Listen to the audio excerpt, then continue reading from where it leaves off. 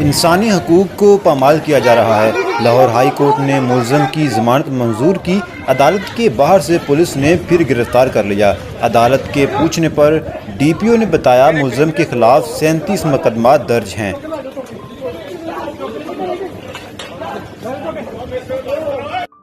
दूसरी जानब ये इमरान खान की पेशी के मनाज़र हैं। पुलिस और सहाफ़ी जो हैं वो बड़ी तादाद में यहाँ मौजूद हैं। पुलिस और सहाफ़ियों में तल्ख़ कलामी भी हो रही है। मनाज़र आप देख सकते हैं।